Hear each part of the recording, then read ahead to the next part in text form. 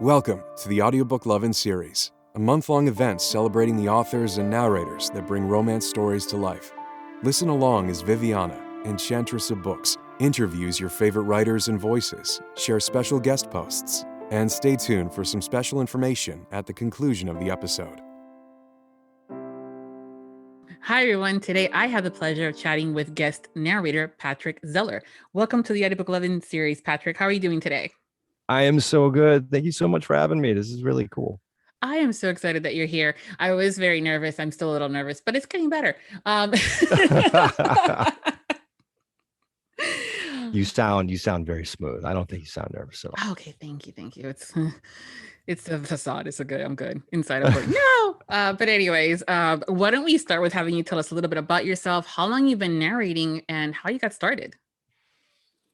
Ooh, okay. I've been narrating. Well, I've been acting for about 20 years, 20 something years, professionally, and had, dabbled a little bit in voiceover and stuff. But when I started out, the technology hadn't democratized everything and made it so everyone could kind of get in, really hadn't lowered the bar to entry. And I just kept pushing in the theater and the TV and film. And then I went to grad school a few years back down in San Diego. And a lot of alums had started doing audiobooks and were telling me about it.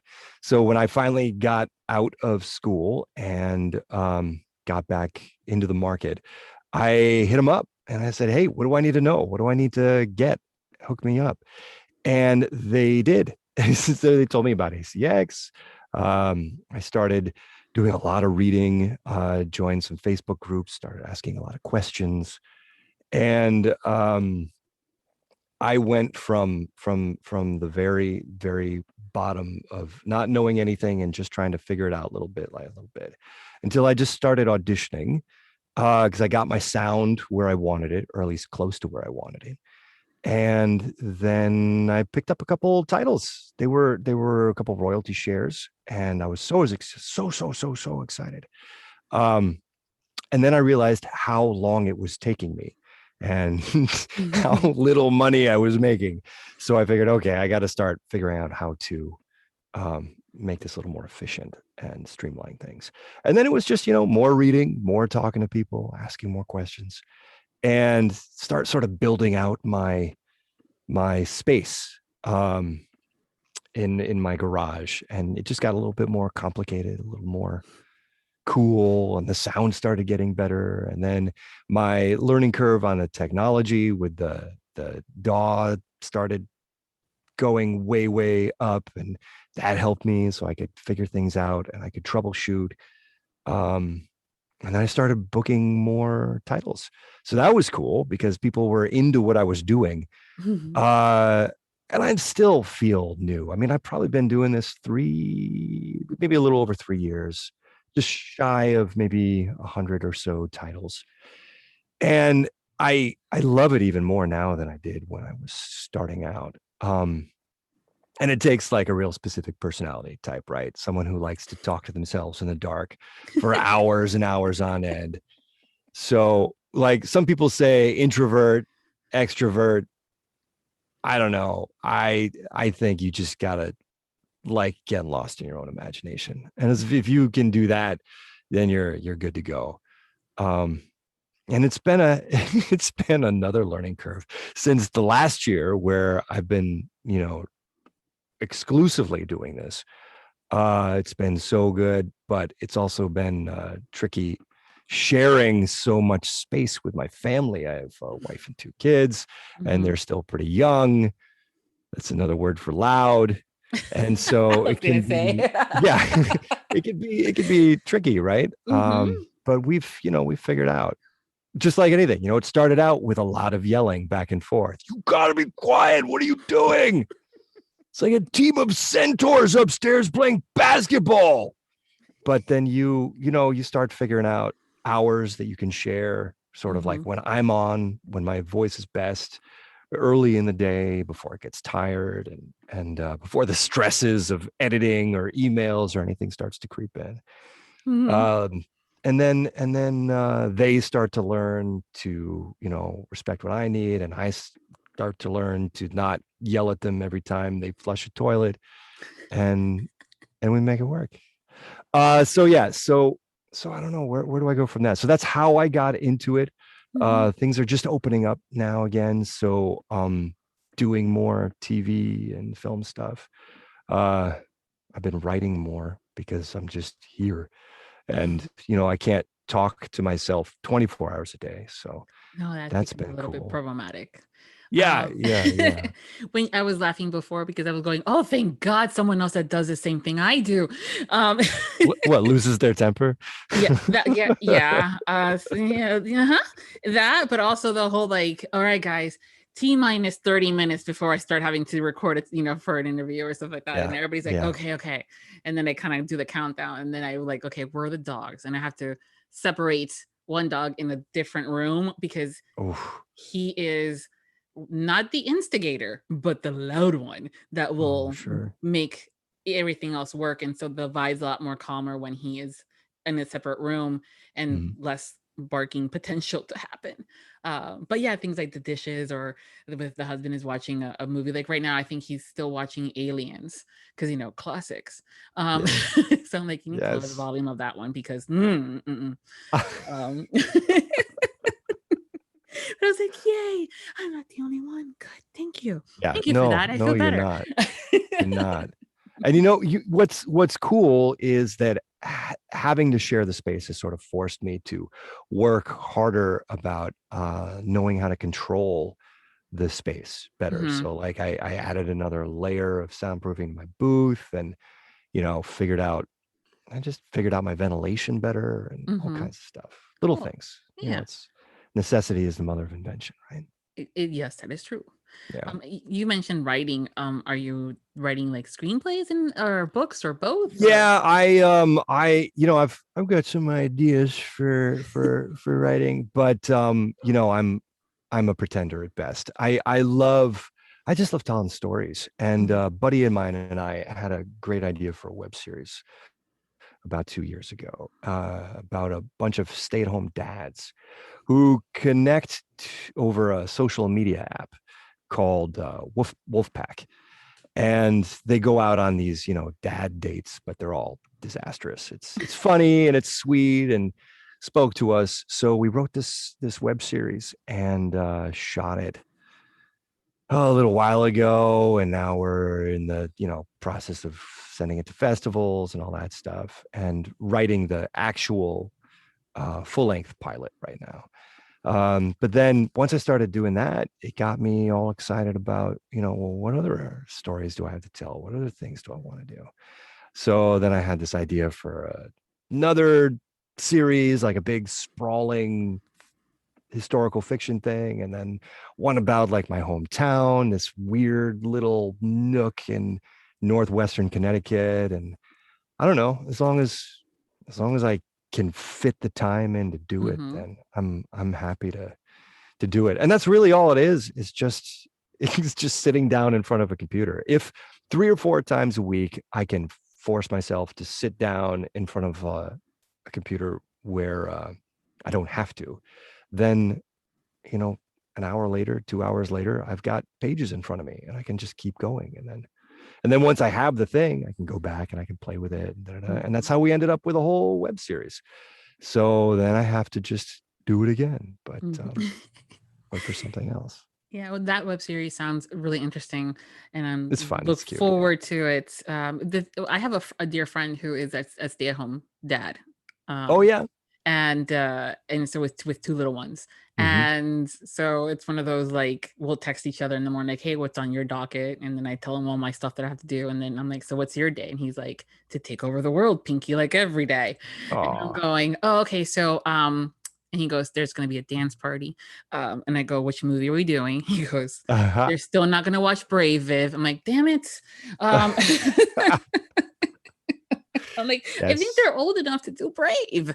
So That's funny. That's yeah, funny. yeah. Yeah, it's a weird thing because you have so much in common with, the moms that you see in the pickup lines at school and at the playgrounds and all that stuff.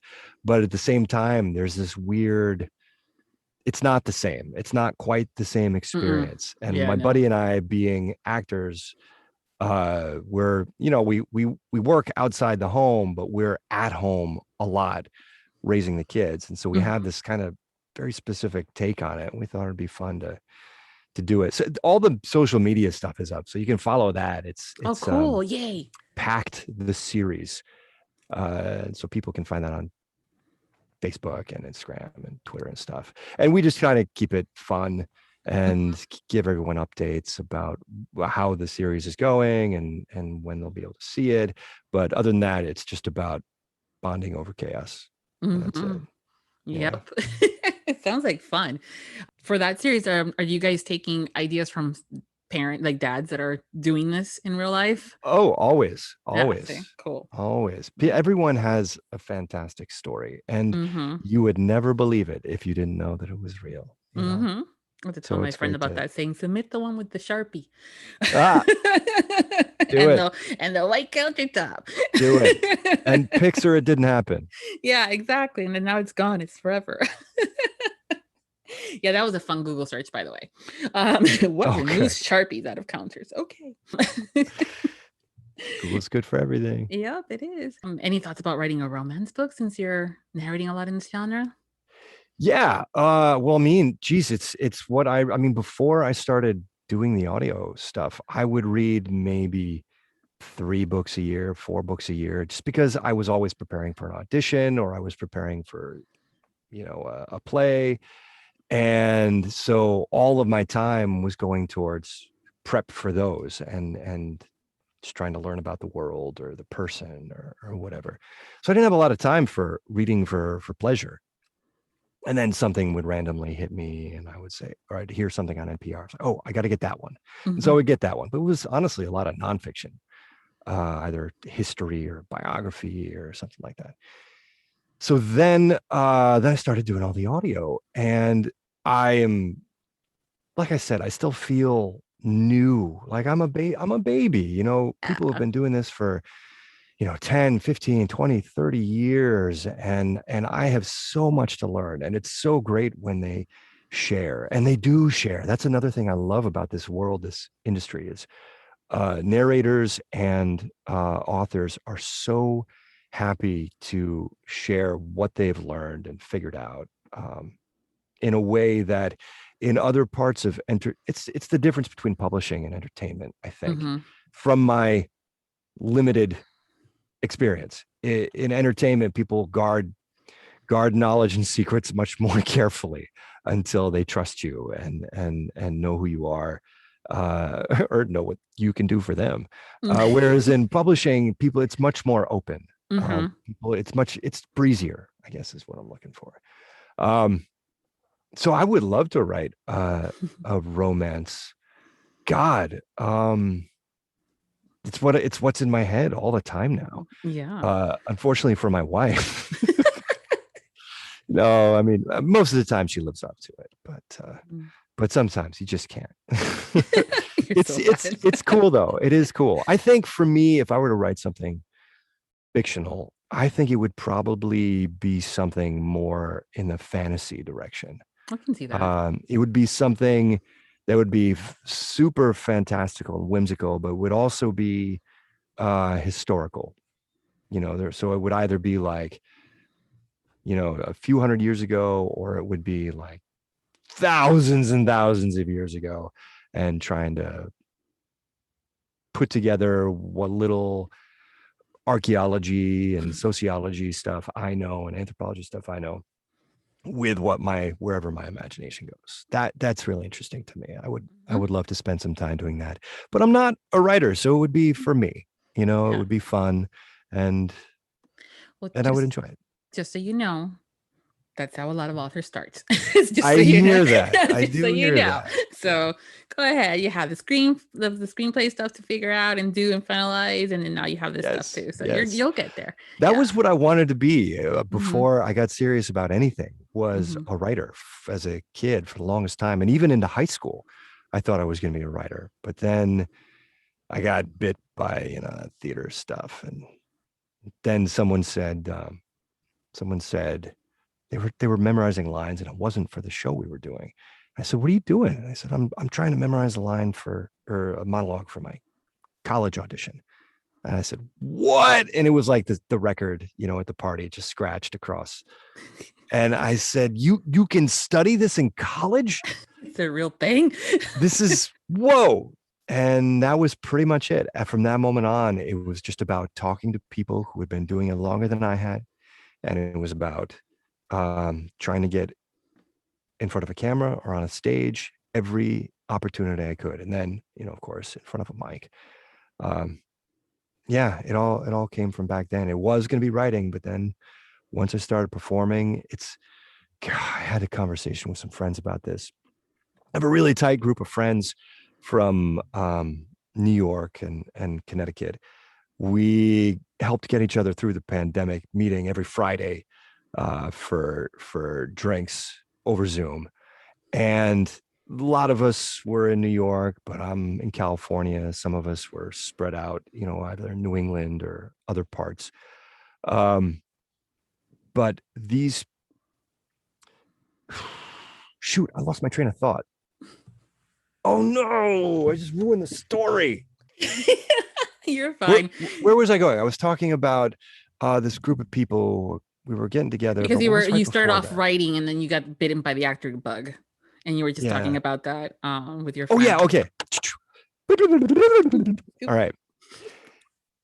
So talking with this group of people, someone said, "So why are you doing this, man? You're in your 40s. You're still playing that lottery ticket."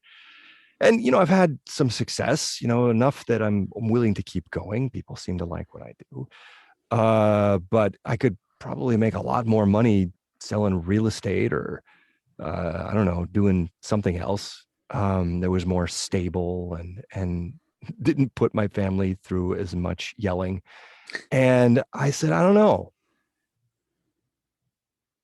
It has something to do with when you're young and you get put in these high stress situations with small groups of people, whether you're a coal miner or in the military or training to be a fireman or, a theater kid. You put a bunch of young people in high stress situations and give them a chance to succeed. And that adrenaline, that high just never goes away. You spend the rest of your life chasing it. Even if, you lose friends because you work in a dangerous profession or your industry is absolutely clearly on the decline and will never be profitable again. Or all the odds are against you ever booking a series or, making millions and millions of dollars as an actor. For some reason, you chase that experience you had when you were younger and you just never stop. I mean, some people get smart. They find something else that's fulfilling. And every day I think I wake up and think, do I still want to do this? Is there anything else that would make me as happy or as fulfilled? And every day so far, the answer is no. But it's the only thing that's going to make me fire on all cylinders all the time. My imagination, physically, it's taxing. It keeps my curiosity engaged.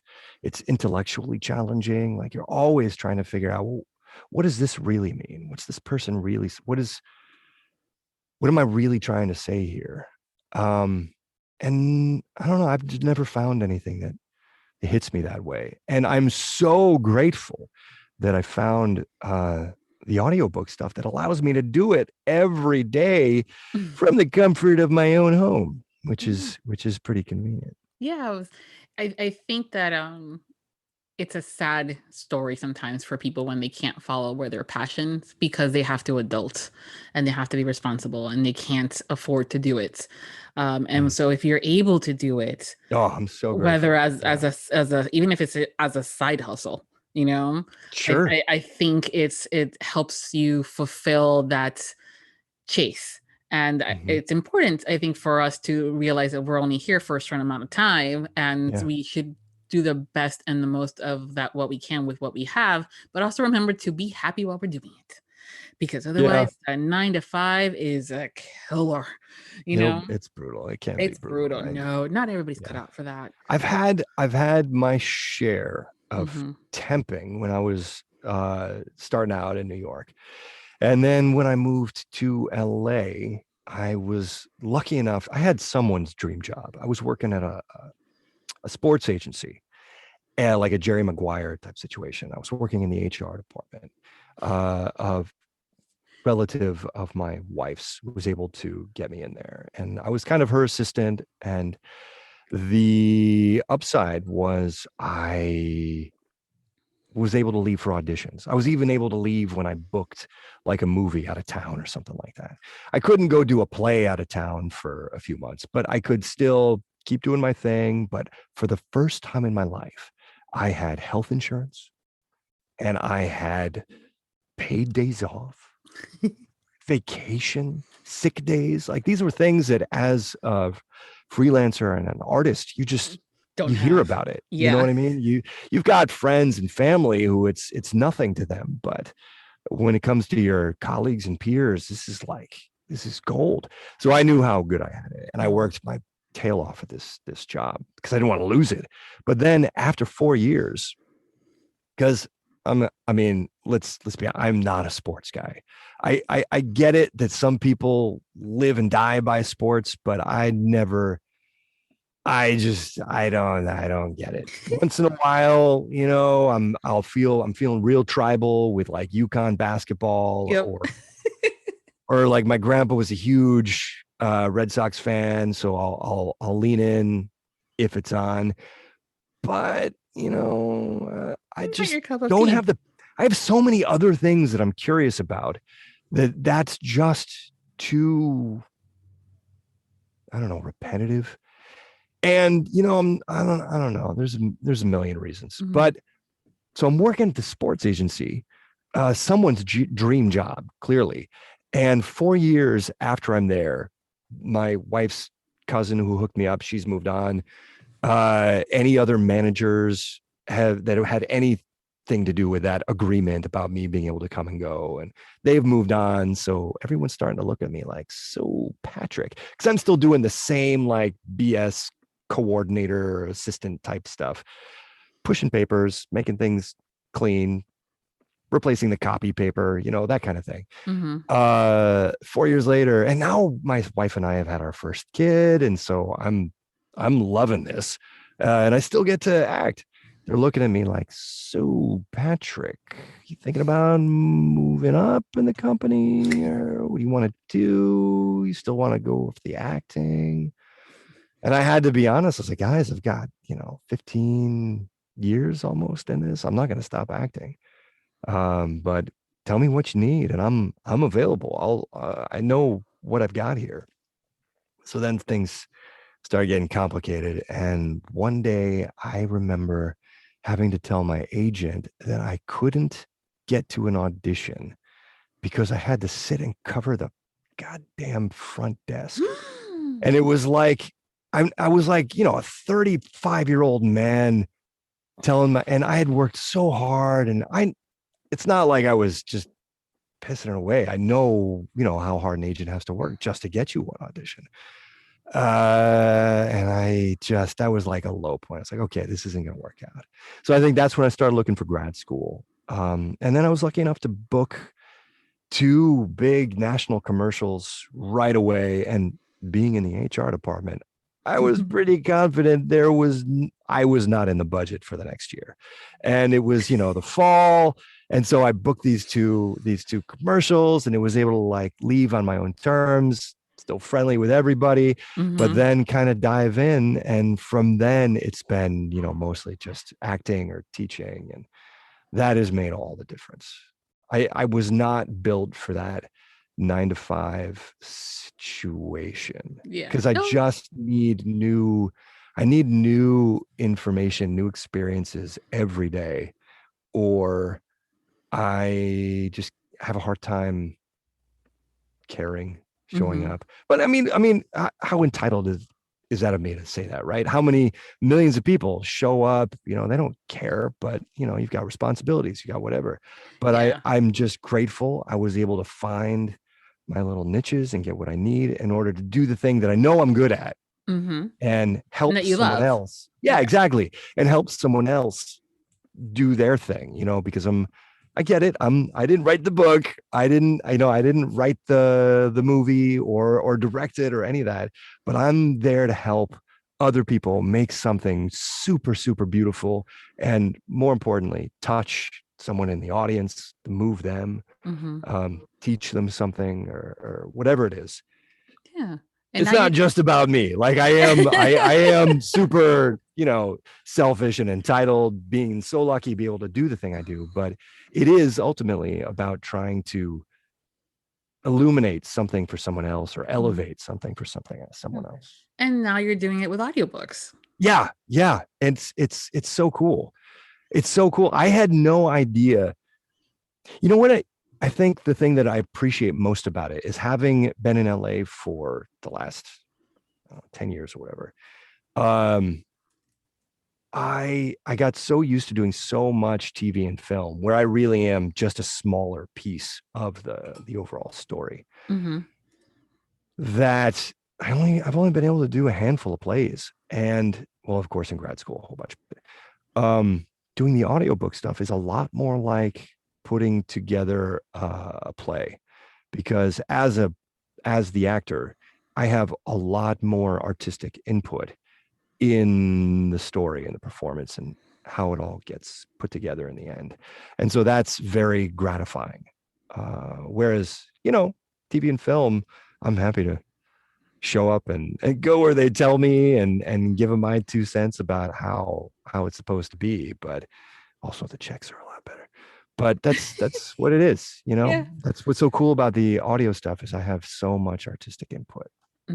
Which is great too, because we love what you've been doing, but also that you'll have that, which is again what I'm going to ask is as far as your process goes, when Mhm. you've been cast for a book, what does your prepping process look like?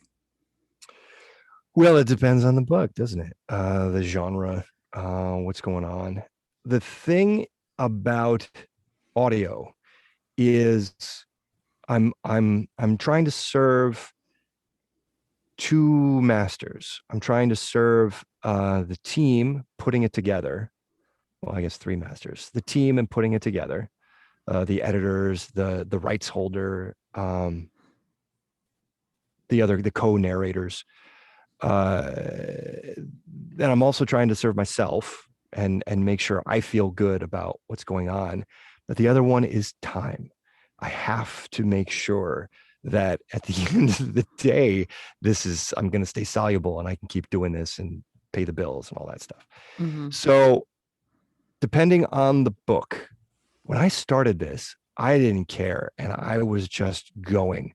I was just reading and going and reading. And of course, that put me into some sticky situations where, oh, I didn't realize that guy was French and I'm 300 pages in, Yep. you know, Such a rookie move, but it's I a love total it. rookie move. It's a total rookie move. But the problem is you get away with it, 2 or 3 times. And then you're like, okay, this is how I do it. This is what I do. And then you get burned and then you start figuring it out. Mm-hmm. So yeah, first to read the book. Depending on, what kind of book, I might read it faster or slower. I'm not a fast reader. So this has been a huge obstacle for me when I approach this material. I've never been a fast reader. I'm the kind of guy who always says it in my head at the speed of talking. And that's the only way I enjoy it. That's the only way I really digest it. So doing this in the last year and a half, 2 years, as I've taken this full time, I've learned to read fast and learn how to recognize, oh, here's character information I need. Here's plot information I need. Here's vocal characteristics that I need. And I can stop, take some notes, and move on. And then, I mean, I will take any information. I don't have a big ego about the characters and the voices until I'm like 2 or 3 books into a series. Then I feel a little proprietary about things. But when I'm working with other narrators, you go first, make some decisions. That saves me time. I'm good. I'm also happy to do that myself. The only thing I don't want to do is talk about it for a week and go back and forth about making decisions and that kind of thing. No, we make a decision and we'll go. It'll be great. You're a creative person. That's how you got the job. I'm a creative person. That's why I love doing this. So we'll figure it out. Well, let's get it done. So yeah, serving those 3 masters is the tricky part. A lot of voices I come up with on the fly, and most of the time that works best because I'm really using my right brain, and it's an impulse. I've already read the book. I know where these people are coming from. I know the situation. I know, their emotional state and all that stuff. So that's best. What's tricky is when you get a book like I'm doing a book or a series with a lot of brothers, a lot of brothers. The story is about these guys who grew up in a polygamous cult, and the oldest ones get out and become billionaires in their own right, very successful. Of course, like you do. Yeah. And the father, the patriarch of this polygamous cult, keeps dumping them off on the older brothers. So you've got like 20, 30, 40 guys who are all brothers. And, most of the main characters are all within 10 years of each other. And then I really got to earn my money with, how do I keep these guys separate? And that's turned out to be way more fun than I thought it was going to be. I thought it was just going to be killing me and slowing me down the whole time, but it's not. It doesn't, because the writer's fantastic, and so what she does is she develops these people in a way that in one description who they are, where they're coming from, and how they're going to relate to everyone else in the room. And as long as you do that, you're golden. I mean, as long as the author does that, you're golden. I have been fortunate enough. I have only worked with authors who I think, at least so far, have really got that stuff together. I can't say there have been very many times where I really had to quote unquote fill in the blanks with something or overdo something just to make a distinction between a couple characters. Listen, I don't get to talk to a lot of people, so I'm just going to keep talking. You feel you want to jump in anytime, please do. Okay, so when it comes down to that process, I was talking to author, and speaking of authors, author TJ London. Yeah, she's lovely. She said some rather nice things about you. Aw. I'll say some nice things about her. Yeah, so TJ, don't kill me if I wasn't supposed to share. Nothing too embarrassing. So she's the author of the Rebels and the Redcoats saga, and it's a U.S., like a U.S. historical fiction with romance involved in it. So it's kind of fallen into the romance category as well. She says how you created the Delancey's voice was so thoughtful, and that she says he's just an artistic artist, a true actor. I adored that about him.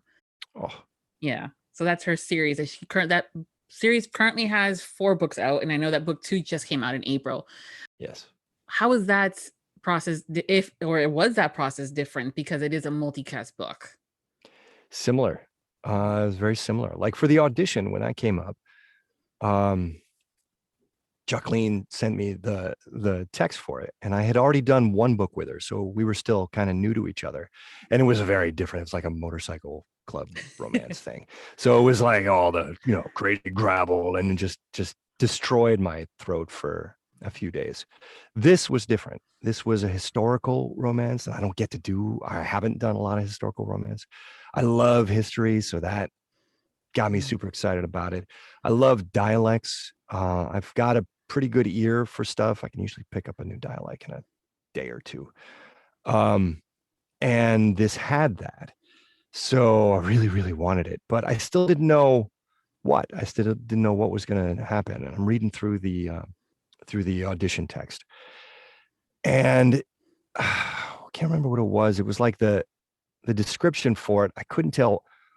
One was supposed to be Irish or a faint Irish, and one was supposed to be English, but I had read for both characters and I didn't know which one, but I didn't want this to be any later than it had to be. I wanted to like get to her right away so she could hear it. And so I did like 6 auditions, the same text, like 6 times, because I wanted her to know that I had some range on this. I could do whatever you want.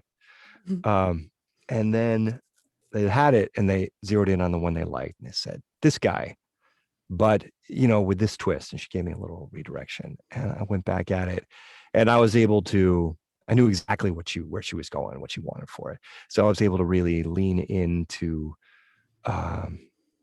this rather maniacal sociopath who had been in the British Army, but was Irish, and he was, I don't need to say more than that. So I was able to lean into this pretty graphic audition, and I think that was enough that turned her on. She liked it. She thought it'd be a fun addition to the cast, and I was so grateful because then I got to hear how it all turned out. I said, wow, these people brought it. It was a lot of fun. No, that's definitely again, it's a saga. So Mhm. there's a lot of emotions, and being a historical one, there's even more information and things like that. And I know sometimes it could be a little daunting when there's so much information, but that's also like why I love audio, because it helps with keeping things a little bit more focused. Yeah. When all that information is kind of coming at you, you're going, okay, what was that? Oh yeah, the audio. Okay, got it. So Yeah. Yeah, it's funny the way different brains process information differently. I've been doing this audio stuff for 3+ years now, and I don't think my wife has listened to a single book that I've done. She has helped me proof a couple times in a pinch, and so that in that sense she's listened to them, but never just on her own. My mother-in-law, she listens to books. She hasn't listened to any of mine. I don't My think my own mother. Well, right. I tell her this one is not safe for work one. This one be fine. This one, I don't know. My own mother is a huge reader, voracious reader, and she hasn't touched them. And I keep telling her, Mom, you would like this one. What's going on? And she says, it's just I can't focus. It's just talking. It's just talking. I need to read it. Okay. So for some people it works better, and for some people it doesn't. I remember learning that a lot of dancers are very auditory in their processing, because that's how they learn new material. Their whole career is learning the steps and seeing it, and then kinesthetically making it happen. But a lot of dancers that I know love listening to audiobooks because that's how they're used to receiving new information. And it makes multitasking and cleaning your house a lot more fun too. Oh man, does it. And all those drives I have going back and forth from San Diego to LA it's just great. It's golden for it. That is true. That's one thing I think I missed the most about the day job was my drive to and from work, because I could listen to audiobooks. Yeah. It was one of the reasons at that day job years ago, the sports agency, I think they started tapping their foot about when I was going to leave, because I always had something that I was listening to, and they just wanted to know I was thinking of them, and I wasn't thinking of them. It happens. Yeah. Yeah. For the day job is like cubicle world for me. So I was always with my earbuds so I can focus. And I Sure. had someone ask me like, how can you focus with the music or the books on? And I go, I just zone everything out. And Yeah, it's I so can much do this. easier. Yeah. Except there's So much sometimes easier. when those scenes start happening and then you just Yeah. stop working on your spreadsheet and then you're going, nope, I need a break. Well, that's okay. Yeah. It's the thing is with bosses and managers, they Mhm. don't necessarily get that unless they're, cut from the same cloth. Yeah. They need reassurance or Mhm. feedback that you're doing what What they you're need. And exactly. if you don't figure out a way to give them the feedback they need Mhm. so they chill out, then they take your earbuds away. And I that's no know. fun. That's no fun at all. No, they cannot. I wish someone had taught me that when I was, in my 30s, and I would have been all set. But then I wouldn't be here. And this is better. Exactly. Yeah, we wouldn't be talking. We'd probably be doing the day job thing. No. Yeah. Yeah. You had touched a little bit on the accents and dialects. Do you have a favorite accent to perform? No, I like them all. I have a couple that have stymied me. Like Mhm. one day I am going to just make it a summer project. I'm going to learn South African, a white South African accent, that like hint of Dutch with the English and all that Afrikaan. It's a crazy. Most accents, most dialects are just an algorithm, right? You just have to make certain adjustments. Like all languages is consonants and vowels. That's all it is. And you just have to make an adjustment on these vowels and these consonants and maybe the rhythm, and you're good. Sometimes an accent will have a sound like a h that English doesn't have. So you have to add that and just remember that. But the algorithm in South African changes constantly. It's like a moving target. So it's a really hard time for me to zero in. And I can get it for like a phrase or two. That's not a problem, especially if I can find someone to do it for me. I can mimic it. Mimicking, it's easy for me.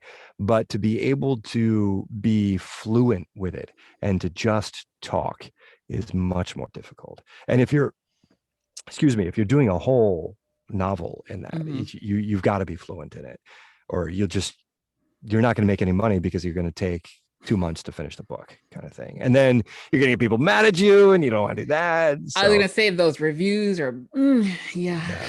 Another one I had trouble with is Scandinavian, any Scandinavian accent. So you've got your hurdy-dirty Swedish chef, you could do that. And that's fine if you're doing some sort of comical, or if it's like a character that's only there for a couple lines or something like that. But I had a bunch of characters come up. They were like these ancient Vikings, these battle-hardened warriors. And they they were speaking, Scandinavian just, 1,000 years ago, but I had to base it on something that would be familiar. And so I dive into a bunch of Scandinavian dialects, and I find a YouTube video that's all of the Scandinavian countries, maybe 2 or 3 at a time, just talking smack about each other. So you've got 2 Icelanders talking about how the Norwegians are so stuffy, and the Norwegians talking about how the Finns are so backwards, and the Danes who are saying the Swedes are so snobby. Like it's a weird thing, and they're all just making jokes about each other, but you get to hear all of their accents, and some of the videos are mixed. You get to hear this like 12-minute thing of a lot of Scandinavian. And I don't need to be able to, for this book, I didn't need to be able to pick out the difference between a Danish speaking English and a Finn speaking English. I didn't have to do that, but I just needed like some sounds. Now, the problem with that is contemporary Scandinavians are very kind, mild-mannered people. I don't know how they went from the most bellicose, violent, bloodthirsty people on the planet to being the social democrats, with universal health care and everything now. I don't know how they went from one to the other, but they did. And so it was really tricky to reconcile that accent that they were doing that sometimes sounded a bit German, and sometimes a bit Dutch even, and sometimes a bit English, because that a lot of their teachers learned English in England or were English themselves. And so the thing that made them Scandinavian was the way that they were so polite about everything, even when they were insulting one of their neighbors. So I couldn't put that into a hardened battle Viking. I had to figure out how to get some of those sounds, but stick it into this gravelly, old, wizened Viking. And I don't know, hopefully I hit the mark. Some of it might, maybe not, I don't know. But it was a lot of fun to get to do. And that is what you live for, is to get some project where it's like, well, this doesn't, how am I going to do this? All the resources I have available to me, it doesn't add up. I can't say this is it. So that's where I get to, be creative and take some license. And then once you've filled your head up with, okay, these are the sounds I'm using. This is the rhythm I'm using. Here's what I need to know. Mm-hmm. Then I can kind of throw all that out, and I can just focus on the character stuff. And as long as I stick with the character stuff, I'm usually okay. And when I do a second pass to line up a lot of the dialogue and stuff, if something sounds super off, then I can go back and I can kind of tweak a little bit here and there. Cool. But those are the best mm-hmm. assignments. Yeah, I know accents sometimes can be tricky. And the good news is that from a listener perspective, it just needs to be enough so we know that see, this is where I am a baby in the audiobook world. Yep. Right, because I'm coming from TV and film and theater, and I don't know how many years of studying dialects and language and voice. So I don't want to do a little bit. I don't need to do the most authentic thing, but I'm gonna try as close as I can get. Now the problem, as the masterful PJ Oakland reminds me, who's definitely a mentor to me. I gotta say, he's just a fantastic and talented artist and teacher who we worked together on a film first before I ever worked with him for audiobook stuff. But he reminds me, in audio, you could be as authentic as you want, but if they can't understand what the heck you're saying, it doesn't matter. Mm-hmm. And you've just wasted all their time and their credits mm-hmm. downloading your book. So you got to be careful. And sometimes you have to split the difference, mm-hmm. as a lot of my proofers will be happy to remind me. So yeah, it's an adjustment for me mm-hmm. To do that. Mm-hmm. Especially when it comes to the Scottish stuff, because that can go crazy. But, and that's the thing, is when you have a lot of Scottish characters, how are you differentiating them? I mean, are you going to do it by region? Because if you do it by region, then they're not going to understand a lot of those Highlanders. And if you do it by how strong the dialect is, then are you staying consistent with certain characters, or are you going to start confusing people because, that was the number 5 out of 10 Scott, or that was the number 3 out of 10. So you got to be really careful. Yeah, it's the consistency is important. That's for sure. Yeah, and that's what you try to remember. Right? Yeah, and those are all things that, as more years pass that you're now, and more books too. That's the other thing too. Sometimes it is not so much about how much years you've had in this industry. It's also about how many books you've done. Yeah, it's just about repetition. Yeah, exactly. So that helps out. Now that you've done a bunch of these books, Audible says that you have right now, either it says 80, but that's because either those 80s are either available now or up for pre-order. But I'm sure you have a lot more than that.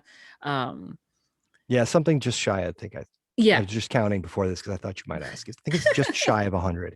Yeah. So by the end of the month, I think it'll be right at 100. Yeah, or whenever Audible decides to release anything that they have in their queues. Right. You've done various types of narration, from singular where it's just you, to dual where you do all the male chapters and the female narrator does all the females, and also duets where it's almost like a Broadway play.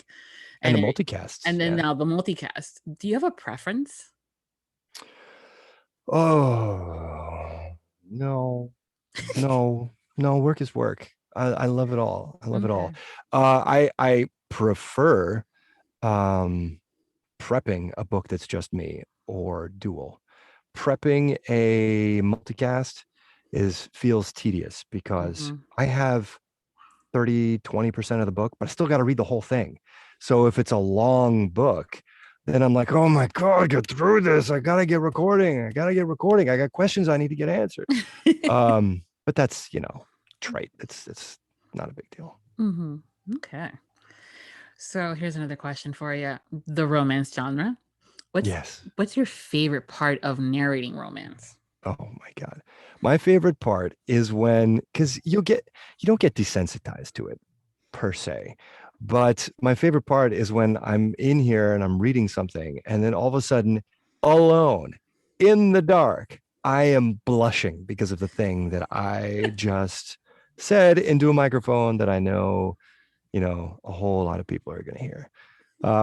That's one of my favorite things. Anytime. Yeah. So I guess that's really just about being surprised. I love anytime I'm surprised. It's cool. Yeah. You've had to say a couple of interesting, steamy stuff, huh? I have. Yeah. I have. I can't imagine. Like I said, I'm a puppy. I'm a new guy in the room.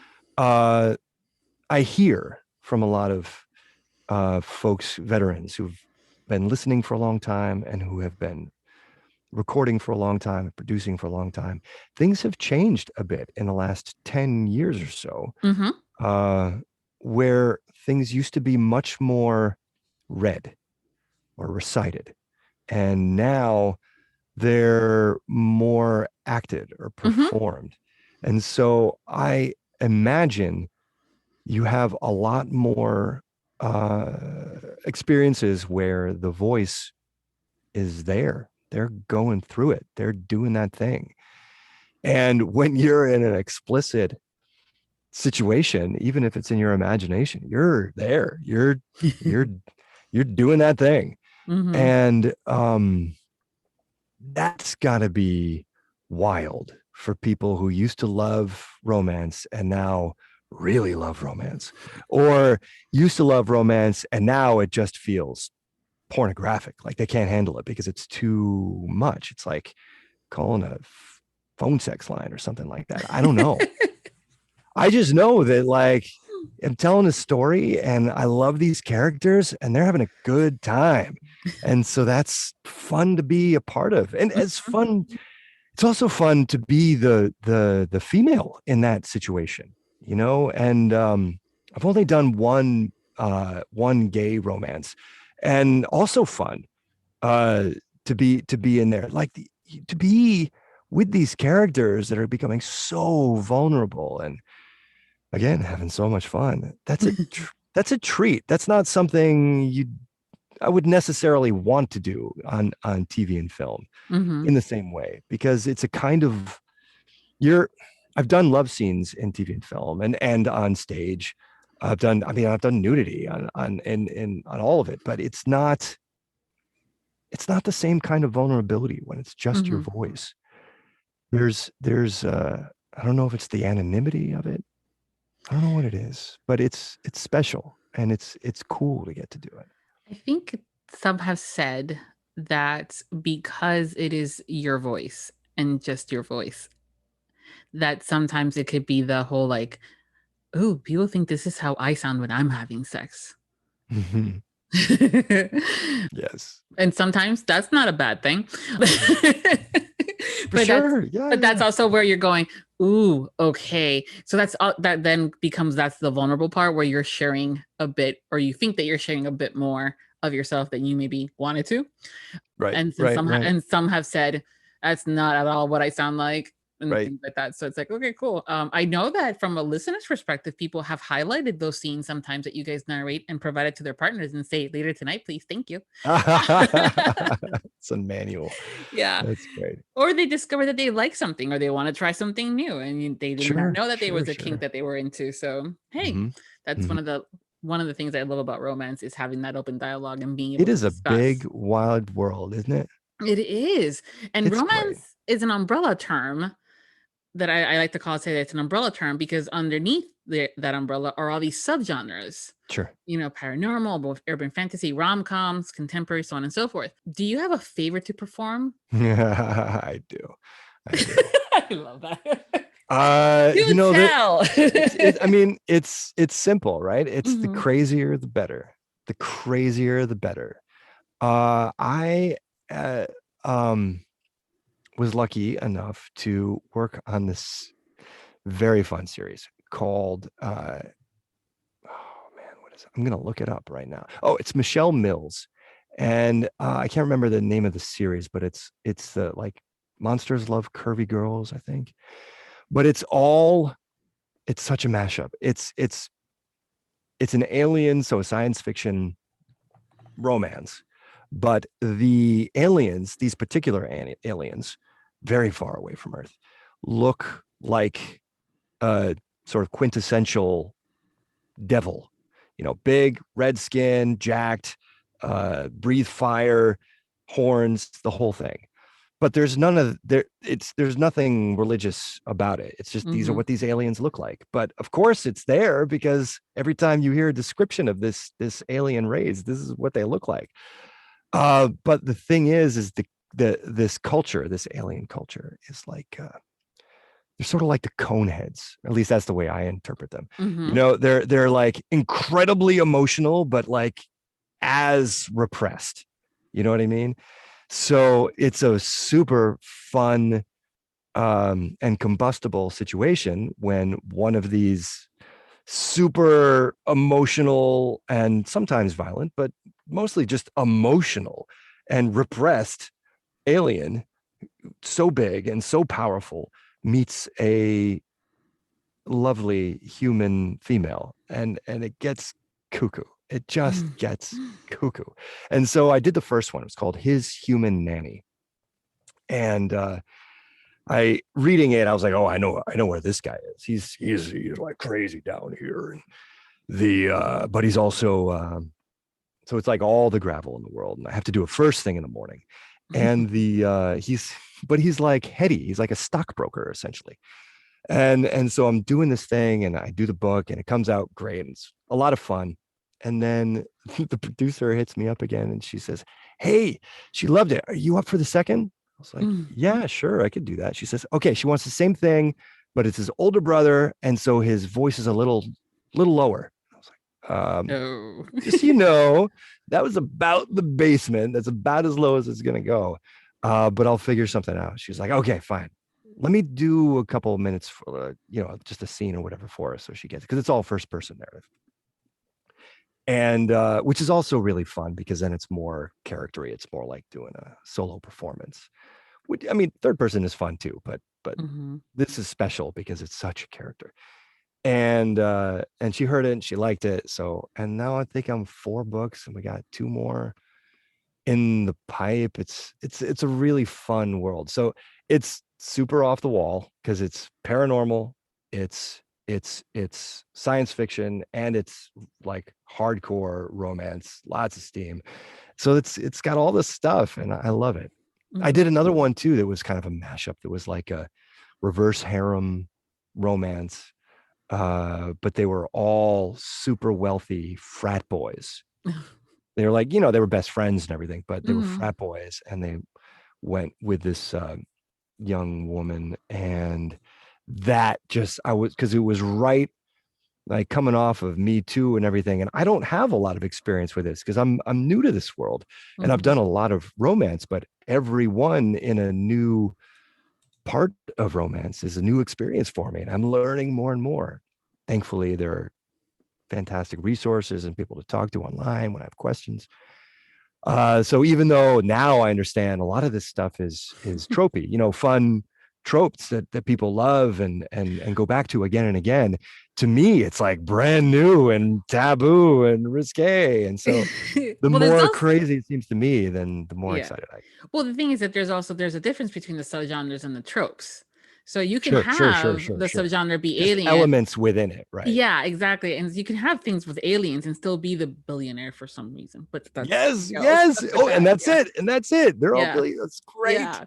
Or or it goes back to that whole like, friends to lovers or enemies to lovers. It's all this stuff. Those are these tropes that are where we tend to go back more for, as well as those subgenres. Yes. But yeah, it's fun and creative, that's for sure.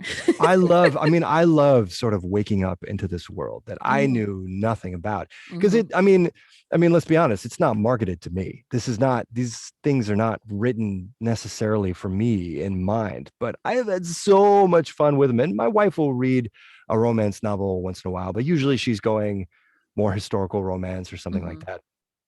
But this is super fun stuff. And I wish I had known about it earlier. And I remember reading an article about, if you ever want to understand women more, read romance novels and ask questions, and it will do you so much good. And I feel like that is for serious true. It is really helpful to take the that perspective seriously and understand kind of where an audience is coming from, as well as where the artists are coming from. To I don't know, to understand a little more truth. Yeah.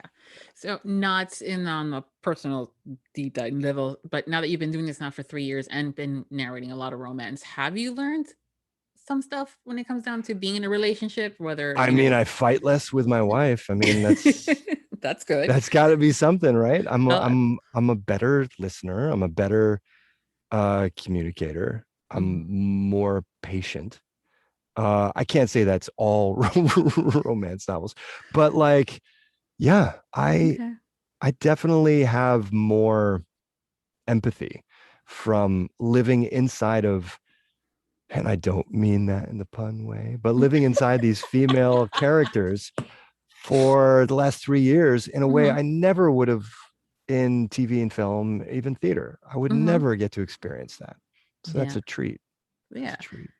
I think that's definitely something that's been more open about the romance community and having those conversations with our significant others and partners, but also that it's been more in the forefront when it comes down to movies, and now even like on Netflix, like based on the romance novel, blah, blah, blah.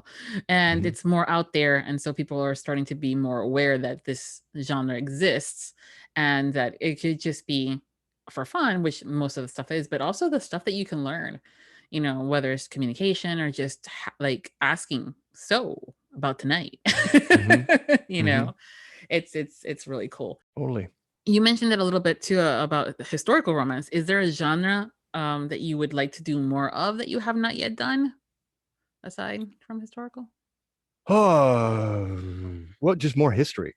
Okay. More history, more biographies, more science fiction. I always love science fiction. Usually they go like, I'm great with, doing a lot of character stuff and dialects and stuff, but a lot of those, like war novels, a lot of crime drama, a lot of that stuff, they really go with the hyper gravelly stuff. And I can do that, but it's harder to sustain for long periods of time. So I understand why I don't necessarily, or I don't usually get thrown those books very often. When I do, it's thrilling because it's, oh, I don't get to do this very often. Cool. But I would love to do, more nonfiction, more biographies, more history, because that's usually what I'm going after in my own spare time. So it's like a twofer. Yeah, I know. You can, have fun and get paid for it at the same time when it comes down to stuff that you want to read on your own. There's also like a real intrinsic enthusiasm, which frankly, I think might hold me back sometimes on those auditions, because when I start reading about something that's historical event or whatever, I get so excited about it. And a lot of the times they just want something a little more academic, someone who's just going to read it off the page. This is what it is. And you're going to understand it. It's going to be clear and you're going to have your own opinion on it. We don't want you to suggest what we're supposed to be. Heaven forbid that you suggest that this might be kind of fun.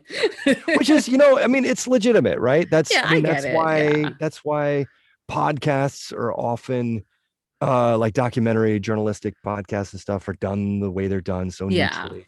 Why books were read that way? Because there are plenty of people who don't want you to tell them how to feel. Yeah. They just want it neutral. And that's great for someone else. Yeah. It's not, I mean, I can do it, but it's just not as fun. I can. Yeah. We all have our thing that we like to do more of. So that's good. Totally. What aspect of the audiobook community has surprised you the most?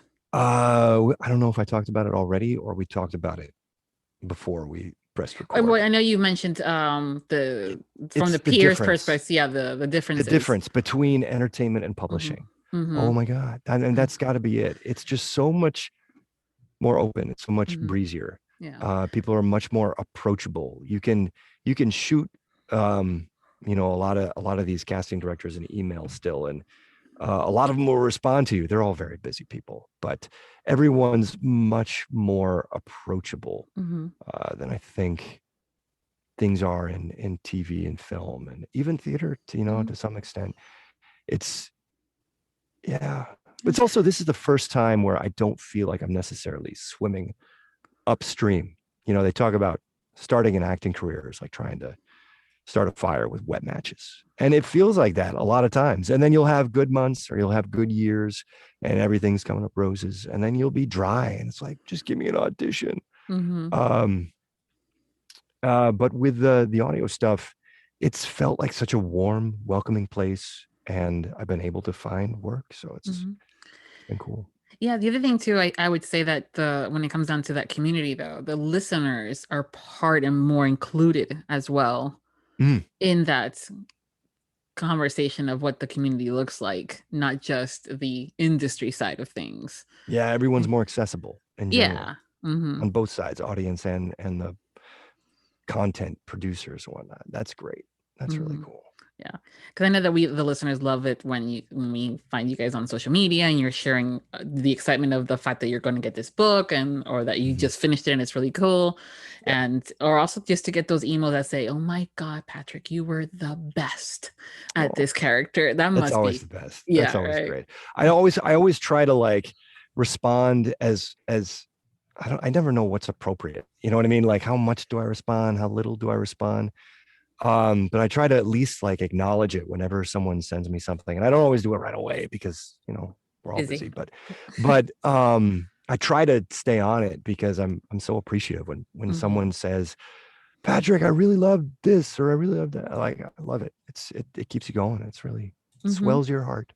Yeah, it's always good feedback, and also just a little bit more of yeah, I'm doing a good job. Like, yeah, it's still cool, to be doing it. Yeah. And that's tricky too, because like I mean, clearly you've been talking to me for last hour or whatever. I am a goofball and I'm very silly and I'm very, I don't know, awkward and I stutter a lot and I'm thinking three things at once. So I have to figure out which one I'm going to say on the fly and it never comes out as smooth as I'd hoped. But like all the stuff I play is often, that guy's way too cool for school. He doesn't have time for you. Yeah. And so like, that's all out there. And I never want to be seen for real as that guy, but if someone wants to pay me to be that guy, I am ready. That's a different story though, because you're getting paid for it. Yeah. No, you guys are like the equivalent of our rock stars, the narrators, as well as the authors. And so we always have this idea of what potentially you could be like. And then we get to know you guys better because of the social media connections or for interviews like this where, I'm like, okay, I'm no longer nervous. I'm good. Yay. Mhm. So it's just one of those where we are always really interconnecting, and then we'll have authors reach out to us and say, as a listener, saying, hey, who do you recommend for this character as far as a narrator goes? So I've helped cast Oh, things. that's great. Yeah. Yeah, because you've got your finger on the pulse. You're talking to all these different people. Yeah, but also the listeners know what they like, and there's the voracious listeners, and we all have our favorites. I'm not telling you mine. Ah, But we're playing always, it safe. I love it.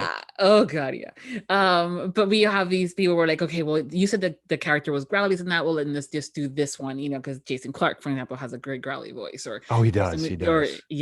or there's gonna be some kids around, so let's just do it with like a Joe Arden, because he does a really good kid voice. And then the same thing with the females, accents like Vanessa Edwins, Andy. I mean, there's still a lot of great people in this community from a narrative perspective. So it's a great group of everyone connected. Yeah. I think one thing that I've learned is,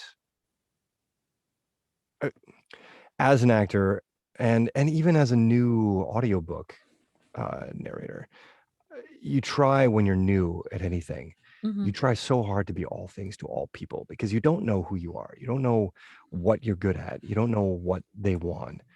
And it takes time to figure out what that is. And I don't even, I'm in my 40s. I don't even know who I am half the time, but I know parts of me pretty well.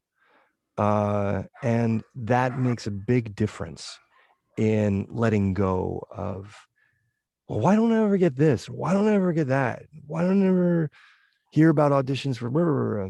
Because you just, that's just not it. That's not yours. It's coming, that your job's coming. You just gotta hang out. And once you figure out kind of where you're comfortable, and even, the edges of your comfort zone, and you're still curious about trying new things and whatnot, when you're better at being specific about what those things are, then all of a sudden those things just start to float towards you. It's amazing. And it's so effortless compared to when you're starting out and you're just trying to be everything to everyone. Yeah, because you want the gigs, but you also want to be able to learn things. It's a lot. Yeah. So when you're not working, what do you do for fun? Well, I'm a dad, so there's not a lot of time for my fun.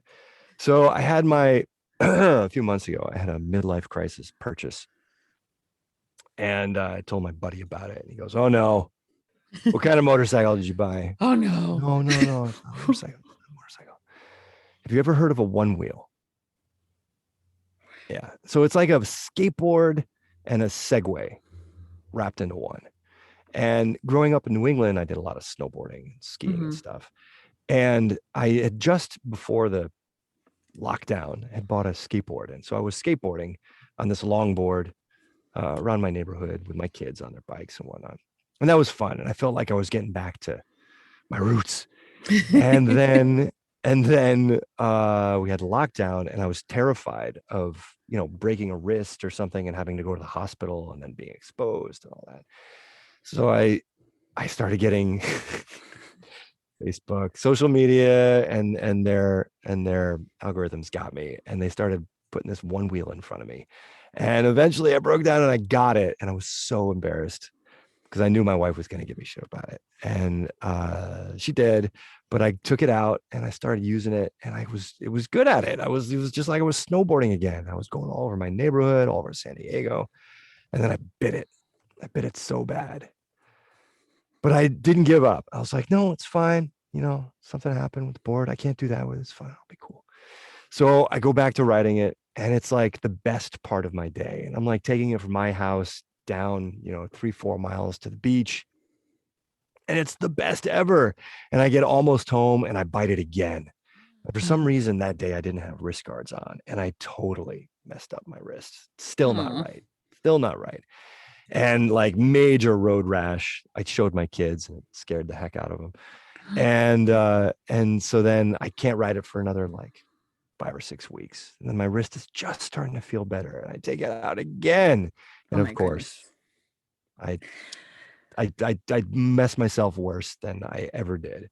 I separated my shoulder Oh. and came up, was able to drive myself home, and just felt like my girlfriend just broke up with me.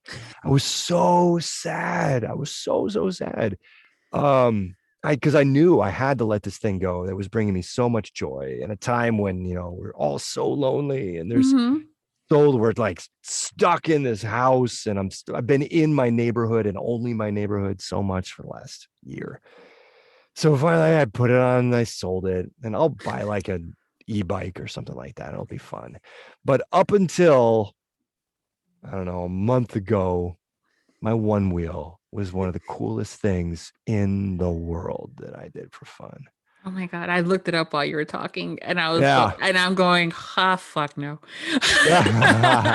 That is literally a one wheel with the stick in the middle of it. Yes. And you're having to balance that. And just the idea of you having to take one foot off that's, remember, 2 feet keep you balanced on this shit. Yes. Oh God. Yeah. It's great. It's great. And like, if you know how to skateboard or snowboard, it's pretty easy to pick up and learn.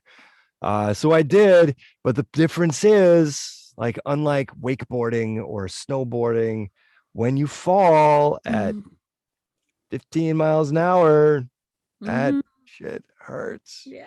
So I finally give it, because the thing is, the other thing I really enjoy is running. I've run a couple marathons, and I run as much as I can, schedule permitting. And I couldn't do that because everything hurt. I couldn't move my shoulder at all. And I love, swimming with my kids. I love throwing my kids around and wrestling and all the things that I value more than as much joy as that awesome invention brought me. Yeah.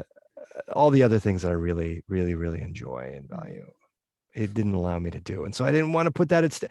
And then, things are opening up again. And thank God I didn't have an audition come up, because I wouldn't have been able to do a fitting. I wouldn't have been able to go up to the wardrobe department and try on a bunch of clothes, because I couldn't even wear a t-shirt for 6 weeks. I was only wearing button downs because it was so painful to get dressed and all. I couldn't wash my own hair. Oh, it was miserable. Yeah. See, the fact that you had a few wipeouts, that would have been and they got progressively worse. And I think I would have been like, I think something or someone's trying to tell you something, Patrick. Exactly. It just, I have to be told multiple times because I'm that stubborn.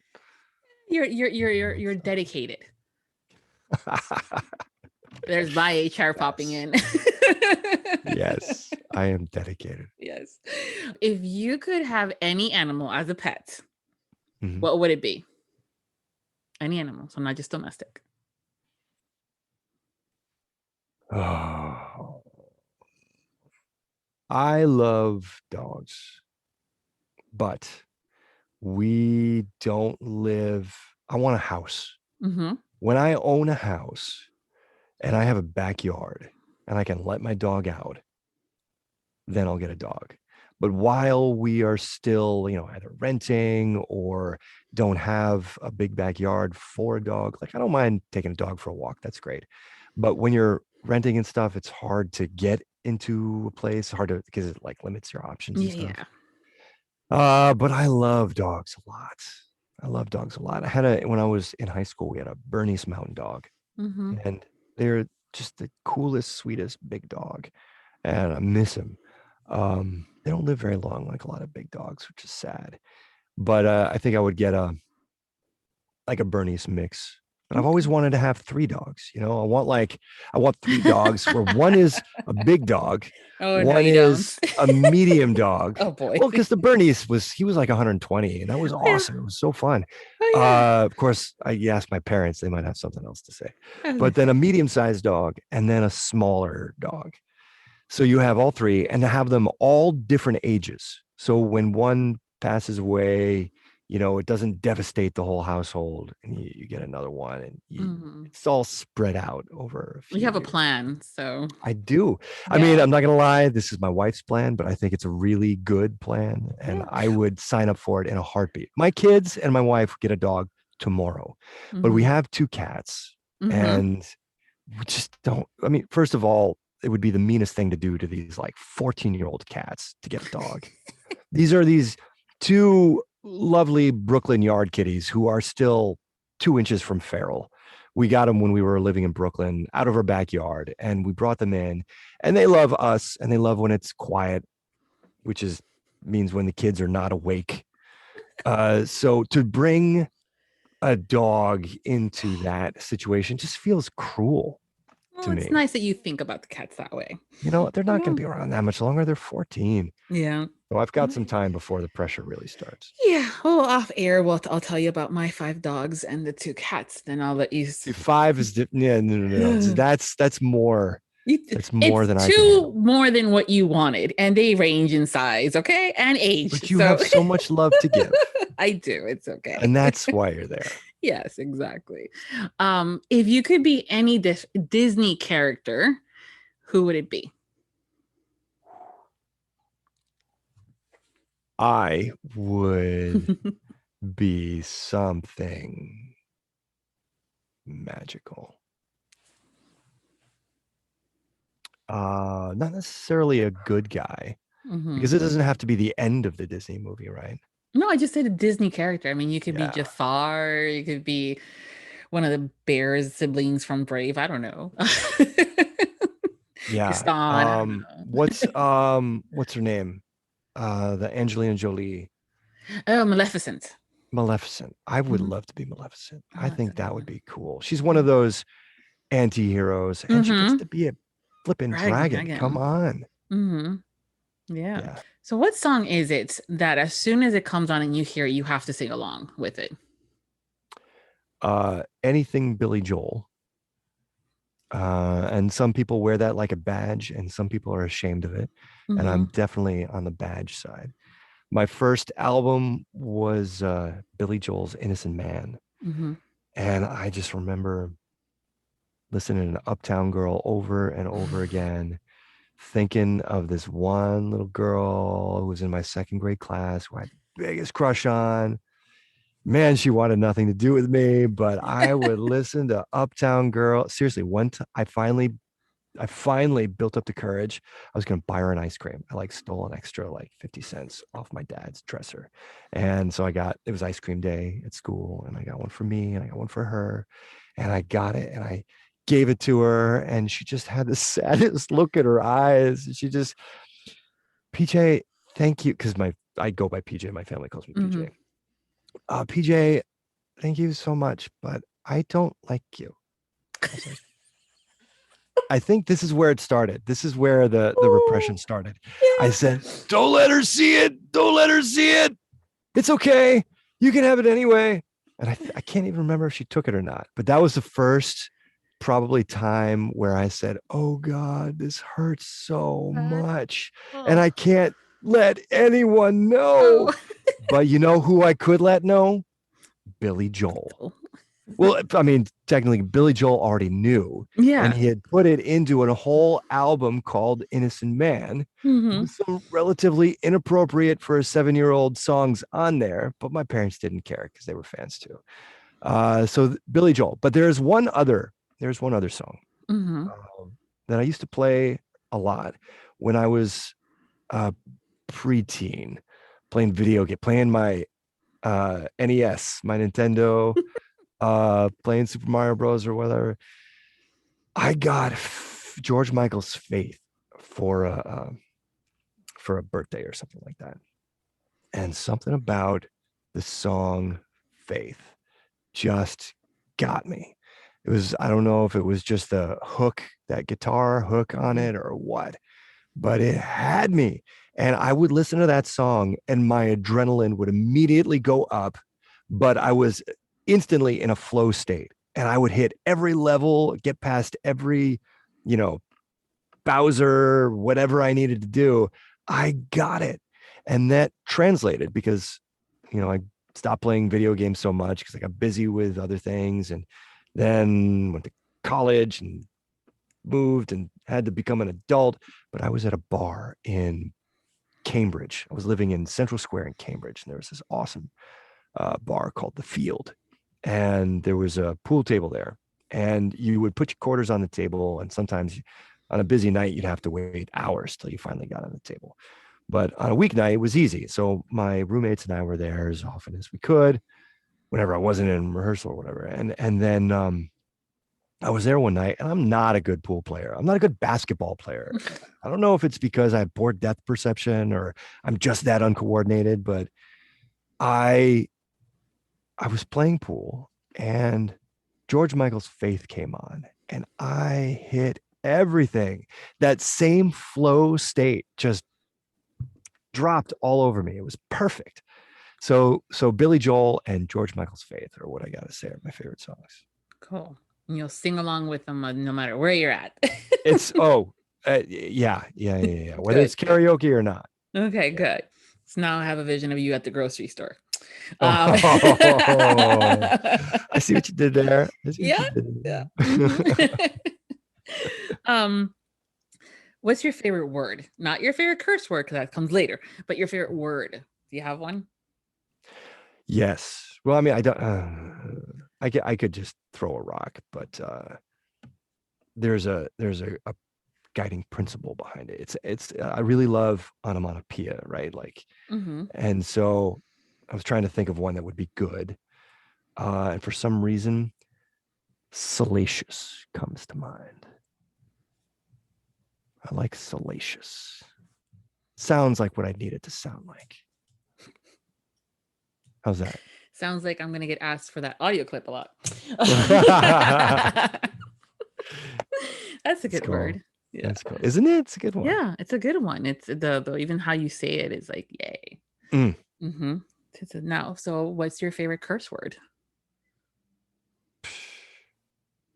They're all great. They're all great.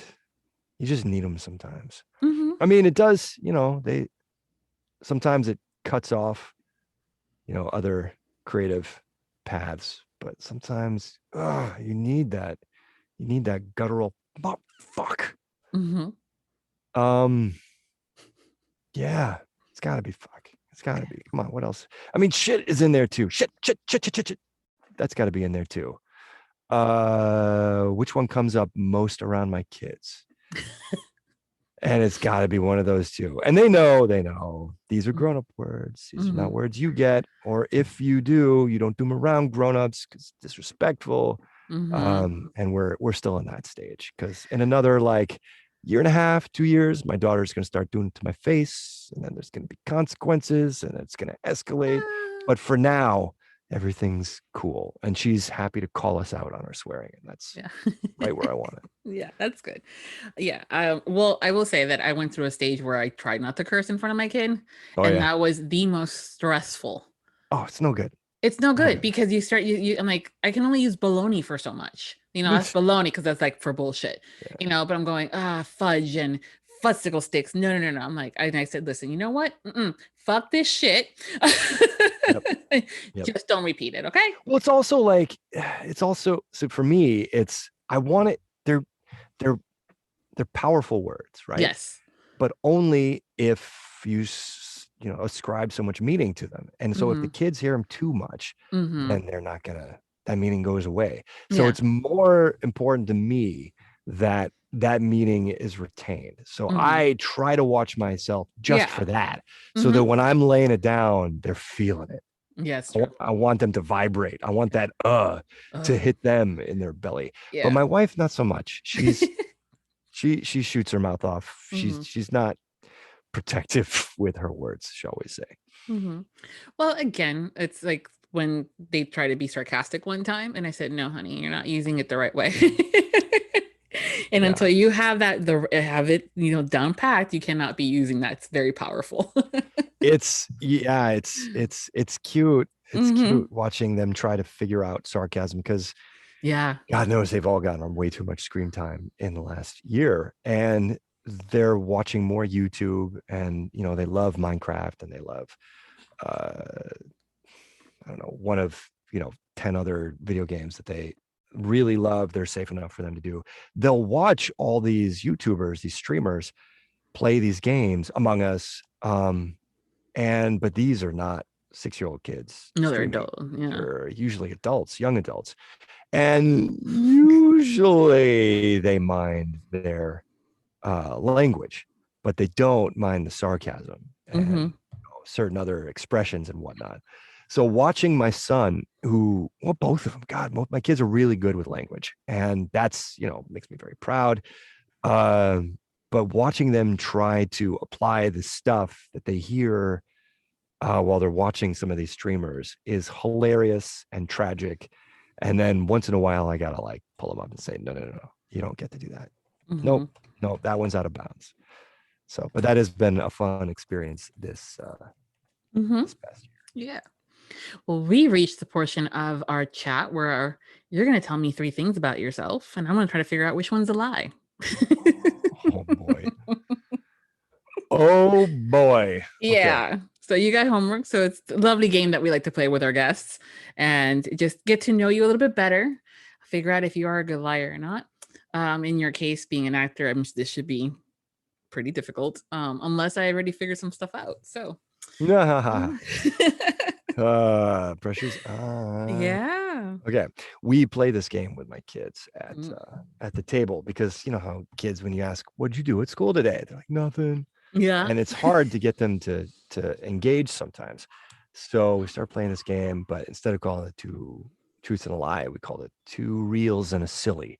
And they love it. And then of course they made their own version, 2 sillies and a reel. But so it's familiar territory. Let's see what I can muster up for you. I drink about a pot of coffee a day. I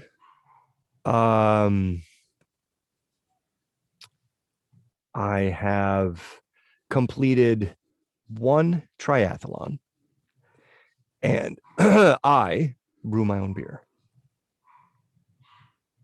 Okay. That's a lot of coffee.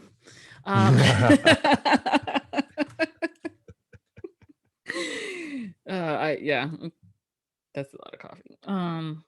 Let's see. If I had music to play, I'd play it for you. I to think. Is the coffee the lie then? No. Okay, so that's good and bad, by the way. Oh yeah. It's not great for me. It's not great for my blood pressure. Yeah. Is it at least decaf or no? No. Okay, because that's not real coffee. That's just colored water, right? What happens? Yeah. What happens is I will kind of go through. It ebbs and flows. So I started out drinking 1 or 2 cups a day. Probably in my 30s, and certainly since I've been working from home, then it would just work up to a pot. And then find myself, 10:30 or whatever, trying to pour that next cup and it's empty. And you go, oh, that's no good. And then still getting a headache. So I said, okay, it's time to cut back. And I'll work my way back down to like 1 or 2. But then eventually it all goes back up to a pot. And then I pull myself back down. But yeah, so finishing a pot on my own is not a lie. Yeah. Okay. Got it. So we have beer making or triathlon. And you said that you like to run. So I would assume that is the truth. And thus beer is not.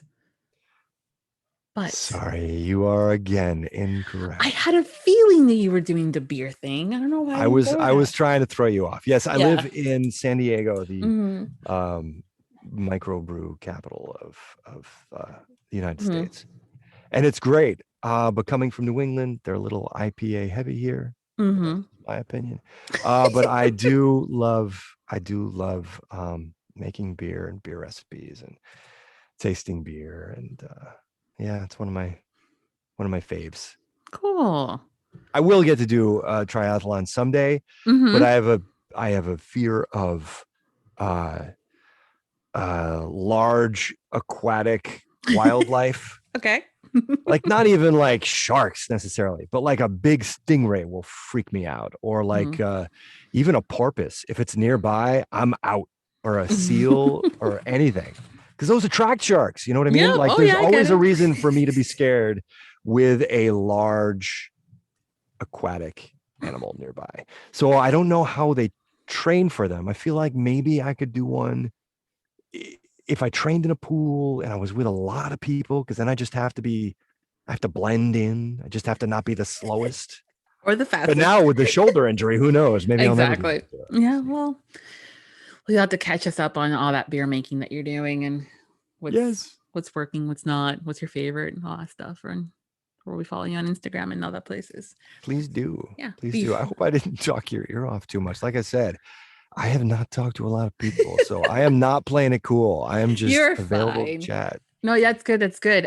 So before we go, not officially, but you know what I mean. Can you tell us a little about what you're currently working on and what's coming up next that you can share? Yeah. So I recently just finished a second book for Catherine Logan. It's the Celtic Brooch series. I did a topaz brooch, which was like 1,000 dialects with Marnie, audio sorceress, Marnie Young, and so fun. Man, is she great to work with. She's one of the most, she's like exactly what I talk about when I'm saying these people are so generous and open and welcoming. Just amazing people. So this next book is called The Sunstone Brooch. And it's got a lot of those same characters and some new ones. But I love it just because I have all these new challenges and dialects to work with. It's a lot of fun, and it's historic, but it's romance. So it checks a lot of boxes for me, and that's really fun. I just booked a soap. I can't say which one yet, but I'm going to be doing a character that comes up a few times on one of the soaps. And I'm doing a sequel for a movie in the fall. So that's coming up. It was a sequel to Say Yes. It's called Baby Steps. And very excited about that. Yeah, and there are more audiobook things, but I don't know like what I'm allowed to say. Yeah, I know. I don't know what you know what? Okay, there are two books that I had so much fun doing last year that I want to give a special shout out because they were just very special to me. They weren't romance, but they're very cool. And I guess that's why they were so fun to do, because they were just different according to my regular schedule. One is called The Exquisite, about this. It's a story that isn't what you think it is. And that's kind of one of the things that makes it so fun. But again, lots of dialect stuff. And then another one called Immortal Divorce Court, which is sort of a romance. It's kind of a Don Juan fantasy. I don't want to say any more than that, but it's a paranormal romance, vampire type thing. But so they're again a million freaking dialects, paranormal, and a lot of like mythology, like nice Greco-Roman mythology involved in it. So it's True Blood meets Percy Jackson, but like 18th century, so maybe a little Outlander in there. Yeah. Wow. Yeah. Well, thanks for shouting those out. We'll pick those up. Do. Yeah. Well, thank you, Patrick, for being my guest this year for this Audiobook Lovin Series. Hey, thank you for having me. This was a lot of fun. You're great. Thanks. And I listened to some of your other podcasts. You're really great. You are smooth. You are engaging. Well done. Thank you. That means you'll come back next time I ask you to come back then? Just kidding. Happily. Yeah. Everyone, thank you for hanging out with us today. And we hope you've enjoyed this episode and interview, and as well as the series. And until next time, happy listenings. The Audiobook Lovin podcast has special Patreon incentives. Join today to receive early access to podcast episodes, exclusive content with our guests, and much more. Support the podcast by becoming a Patreon at www.patreon.com/audiobooklovin. Thank you for your support. Thank you for joining us on the Audiobook Lovin Series, hosted by Viviana. Enchantress of Books. We hope you have enjoyed this episode as well as the series. We've included audio samples of our guests' work within the post for you to check out. Please make sure to visit the main page, link within the post, to learn more about the series, the authors, and the narrators. Please consider leaving a review wherever you listen to this series if you enjoyed today's episode. Make sure to follow us on our social media platforms and subscribe to the Viviana, Enchantress of Books newsletter. Until next time, happy listening. Audiobook Lovin hopes you've enjoyed this program.